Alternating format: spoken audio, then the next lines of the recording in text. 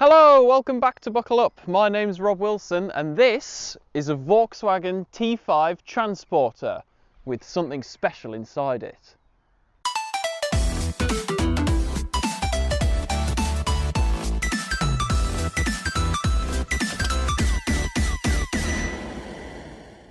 Okay, so let's start at the front where there is pretty much nothing to talk about because it's just a van. But if I open up the bonnet, like so, I can then talk to you about how this is a T26 T5 transporter, which for some reason means it's got 85 horsepower. I don't really know, I'm sure you can if you're watching this, tell me what the model things mean, but it's got a 1.9 4-cylinder diesel engine with 85 horsepower. I mean, it's not going to set your pants on fire, but it's a van and it's for carrying things. But what things? Ooh, we'll find out when we look inside. Let's go and look at the side of the van. There's not a van, it's... do that now. Okay, so here we are at the side of the van now, and let's address the colour in the room, which is called Limette Green. I happen to quite like this colour, but I like green. Do you like this colour? Let us know in the comments down below. I will point out these are aftermarket wheels. They're sprayed black. They're 17 inches. I don't know if that means anything to you, but that's the wheels. I think they look quite nice, contrasting the black details on the rest of the bodywork, blacked out indicators and all that sort of stuff. Don't know, it's nice. This is a window. You wouldn't normally see one of them on a van, but methinks something is afoot. But we'll find a little bit more about that when we get to the back. So let's do that now. And here we are at the back of the van. And again, just basic T5 van, apart from these stickers, which you might enjoy if you're a motorbicyclist. So what I'm going to do is open up the boot lid, which is enormous. And that gives us a bit more of a clue as to what's on the inside of this vehicle, because that is normally what you find in the boot of your van. It is actually quite a nice chair to sit on. You can sit out, enjoy a nice spring evening, as I am right now. There's some wood fascia here. Gives you a bit more of an idea of what's going on. So anyway, I'll spoil the surprise. On the inside, there is a bed, a cooker, and various other camping equipment. So we'll go and have a look at that now. Right, let's open up the side access door to reveal your living quarters. Wow, let's go and have a look. So welcome to the living room slash kitchen slash everything really. This is where you can live in your van. It's been converted professionally, God, I don't know, over 10 years ago, but it's very nice. This sofa is actually very comfortable. I could just sit here all day. Nice sunset going on outside, have a nice look out. Could have my awning up outside. But I'll talk a little bit more about some of the stuff on this side. There is a fridge, which I can open up there. Ooh, it's not in use at the minute, obviously, but fridge, and it looks like there's a freezer compartment in there as well. Wow. Close that up. Then there is a drawer for your cutlery, because you'll need that when you cook on your hob. Oh. And you also, next to it, have a sink with a tap. Look at that. There's an actual tap. I'm not going to turn any of this stuff on because I don't want to break anything, but more storage, pans, washing up, cups, all that sort of stuff. And then kettle, extension plugs, because there is a little socket there, and there are some more switches for doing stuff and sockets there, and there's under your seat storage. And can the camera see this? There is a 3-pin plug down there. Apart from headroom, I'm all right at the minute. But we can solve that problem. We can solve it because the roof does go up. Now that is a bit of a faff for me because I'm inept. But I do have two very willing colleagues to help me. They're shaking their heads behind the camera, but they're going to help me do it. Right, come on. How do we do this? Come on, you've got to help. Something to do with these straps here. To release those straps. Yeah. Oh, this is good. I'm the cameraman.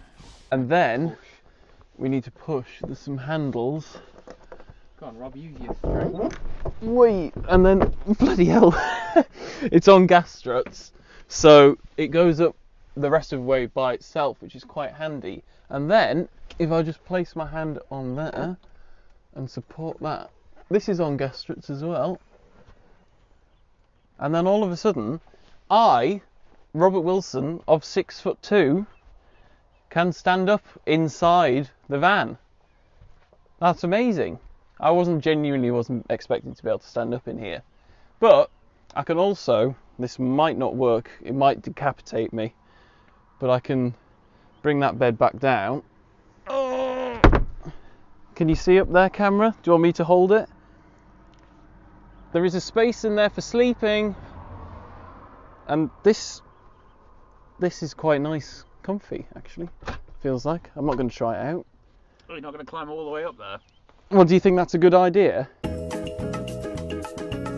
Okay, I've taken my shoes off now because I put this back down. I'm going to test out the upstairs bed, which involves climbing round, getting on the passenger seats, and just hoisting myself up on here. There we go. And then we can see that me, a fully grown adult, can fit up here really quite comfortably. But this isn't just for one adult up here, it's for two. But I only have half of one. Can you demonstrate that it's capable of carrying 1.5 people? I can confirm that, yes. Yeah, is it comfy? My feet genuinely do nearly reach the end. Well, I'm fine. If I stretch them. But do you sleep straight or do you curl up? I sleep I curl up a little bit. on my front like this. Great. Like a chalk outline. Great. So there you go. We can fit up here. And it is very comfortable. It is. It's way more comfortable than a roll mat or something like that you would use at Scouts. It actually does feel quite comfortable. Yeah. But this isn't the only bed in the Transporter. We need to try and find the other one, which is in the living room. So let's go and do that now, which involves me climbing back down, which I can do really rather gracefully. Sorry about this. Oh God. There we go. Oh. Yeah. And then climb back round. Oh my God. Your arse was just there when I looked. Right, so now I need to demonstrate the bed, which involves me flicking a little switch down here. Oh, and then, oh, look at this. That sofa has become a bed. I'll put them down there. I'm not going to get on this one. You can see it's the same length as the other one. And then, if I want to make it into a sofa again, I'll bring those cushions back, and then just pop that, release, straight back into a sofa. How easy was that? It's all on rails. Didn't even have to do anything. Wow. So that's 2 people upstairs, probably 2 people downstairs. 4 people can live in here, but there's only 3 seats. Someone do the maths on that. Okay, so that's enough of this sort of living quarters. Let's go to the front where we can have a look and then drive it. So here's the front of the Transporter, and it's basically the same. Well, it's a van setup. It's a van dashboard. So you've got a gear stick all the way up here, like you would in a van. You've got your radio and then your sort of heater controls below. You have, because this is a van, a big glove box on the top there. So lots of storage. You've got a net down here for things. You've got cup holders, which are on a spring mechanism, so things won't fly about. There we go, that goes back. The only slightly odd thing is the inclusion of keep fit windows, which I quite like. It's nice to see this every now and again.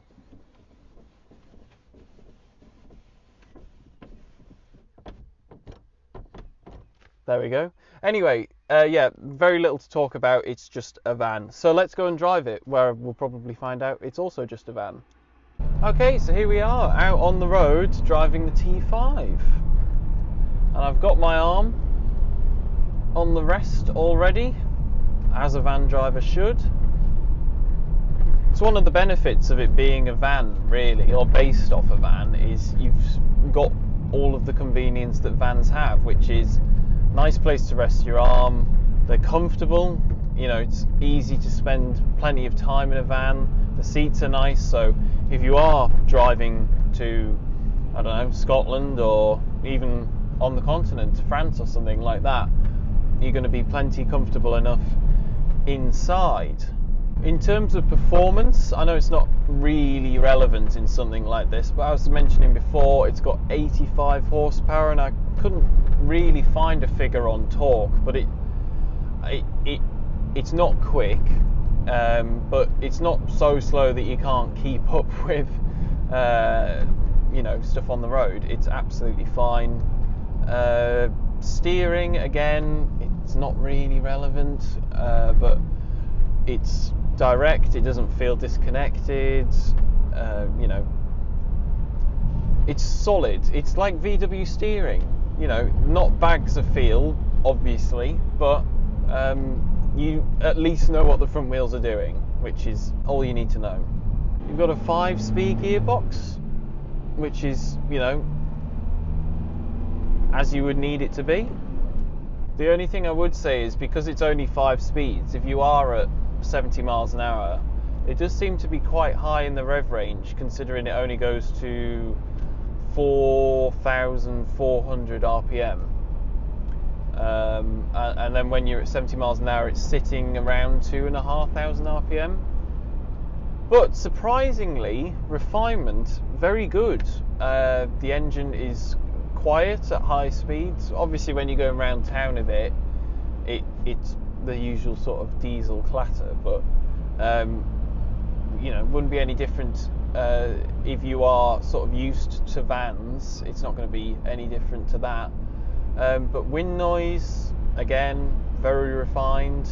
You've got huge wing mirrors, but you can't hear the wind rustling off. There's no real tyre noise either. Quite impressed, really. I guess with it being a camper conversion, it needs to be refined, because you're going to be spending a lot of time in it behind the wheel, and I have to say I'm really impressed with how sort of quiet and comfortable it is when you're just cruising along, which is what you're going to be doing most of the time. Coming up to a junction now, so I'll use the brakes, which again, it's not entirely relevant on this kind of review because it is just a camper van, but positive action, nice and easy, doesn't feel under braked at all. You know, they feel right for the size of the van. And because this is a T26, that means that it has a payload capacity of 2.6 tons. So even with the conversion stuff in it, you know, it's more than capable of carrying that load, and the engine is more than capable of getting you along the road without too much fuss at all, really. And because this is based on a European van, shall we say, you know, if there's any Americans watching, they'll be thinking, you know, that's not even really a full-size van, and I get that, it isn't really. So on the road, on our little European roads, feels absolutely fine. You know, I've not since I've started driving it have I felt, oh, this is a bit wide, or I don't think I could get through that gap. It's, you know where the corners of the van are. You've got plenty of visibility out the mirrors. You can see out the back as well, because it's got the window at the back, and because it's got those side windows, if you're pulling out of a bit of a nasty junction, or you have to look over your shoulder, or if you're joining a motorway, then you've got that visibility, which is very nice to have. This one's got over 160,000 miles on the clock, and it doesn't feel like it's done 160,000 miles. Everything still feels, tight if it's supposed to, and the steering wheel's in good condition. There's no real like tears or anything on it, which is good. Everything, there's not really that much in the way of rattles, which is surprising given that it's got all those cupboards and stuff in the back, and then all of the stuff inside the cupboards, the drawers, the cooker, everything. You would expect some sort of rattling coming from various bits of the cabin, but it isn't at all. It's really, as I said before, it's just really refined, pleasant place to be. Could easily spend many hours in here driving to wherever my destination would be. The suspension's quite compliant as well, really. It doesn't seem to crash that much over the bumps, and because with it being laden with weight, that obviously softens off the suspension a bit, and it's nice, and it's not like luxury car levels, but it's nice and floaty. Anyway, I think that's enough driving. Pull back over and I'll do a little bit of a conclusion for you. Okay, so there's my review of the Volkswagen T5 Transporter T26 thing. I think we can agree that it is mostly just a van, but if you've got a camper conversion like this, then it really is, it brings it to a new level. It's excellent, it's great fun. We've had great fun sort of going around using the bed things and living in it. It's just an excellent sort of thing to get around in, go on holiday in, go to France, go to Scotland, wherever you are in the world. And if all of that sounds interesting to you, then this one is actually for sale, and the link is in the description, so go and check it out if you're interested in this sort of thing. In the meantime, it's my duty to thank you for watching, and if you've enjoyed the video, you must go down and like it by hitting the thumbs up button. While you're down there, you can also comment, and most importantly, subscribe to see new videos about many things that we do on this channel. Also down in the description, you can see all of the links to our social media pages, our Patreon. If you hit the join button, you can become a member, and we've got loads of exclusive content going up there at the minute, including a full podcast. So if you're into that sort of thing, check that out. But anyway, that'll do. I'll see you next time. Goodbye.